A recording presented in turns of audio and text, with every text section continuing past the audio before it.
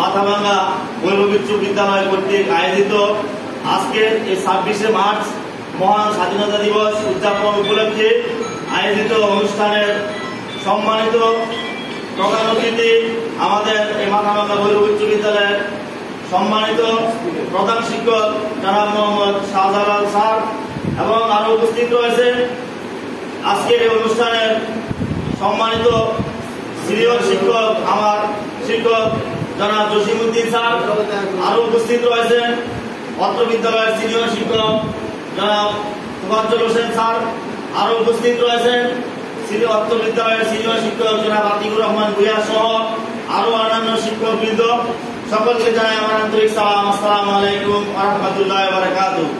আমি এখানে উপস্থিত হয়েছি আজকে 26শে মার্চ স্বাধীনতা দিবস এর গুরুত্ব এবং প্রয়োজনীয়তা সম্পর্কে দু চারটি কথা বলার জন্য। 26শে মার্চ বা স্বাধীনতা দিবস আজকে 1971 সালের এই দিনে পূর্ব আকাশে রক্তলাল হয়ে উদিত হয়েছিল একটি নতুন সূর্য। বাংলার আকাশে উড়ছিল লাল সবুজের পতাকা। তাই বিশ্বের বুকে জন্ম নিয়েছিল বাংলাদেশ নামক একটি নতুন রাষ্ট্রের। তাই তো আমি আজকের দিনে শ্রদ্ধা করে স্মরণ করছি সে সকল বীর ভাষা শহীদদের, যাদের আত্মত্যাগের বিনিময়ে আমরা আজকে পেয়েছি যে এই মহান এই স্বাধীনতা এবং একটি নির্দিষ্ট ভূখণ্ড, একটি নির্দিষ্ট দেশ যার নাম বাংলাদেশ। বাংলাদেশের স্বাধীনতার ইতিহাসে এই 26শে মার্চ ছিল একটি 25শে মার্চ ছিল একটি নির্মম গণহত্যার দিন। 1971 সালে এই 25শে মার্চ কালো রাতে পাক হানাদার বাহিনী এদেশের নিরীহ ঘুমন্ত বাঙালিদেরকে হত্যা করে এবং 26শে মার্চ প্রথম প্রহরে যে বাংলাদেশে 26শে মার্চ প্রথম প্রহরে 9 মাস ব্যাপী শুরু হয়েছিল স্বাধীনতার যুদ্ধ। এই 1971 সালের 25শে মার্চ কালো রাতে পাকিস্তান হানাদার বাহিনী এদেশের নিরস্ত্র এই বুদ্ধিজীবীদেরকে হত্যা করে তারা ক্ষান্ত হননি।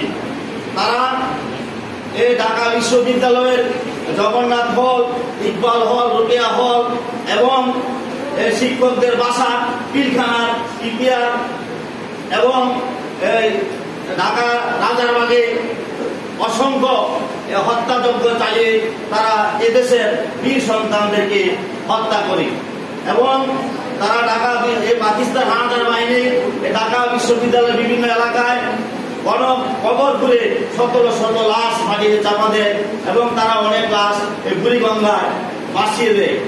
যাই হোক, 52 ভাষা আন্দোলন, 56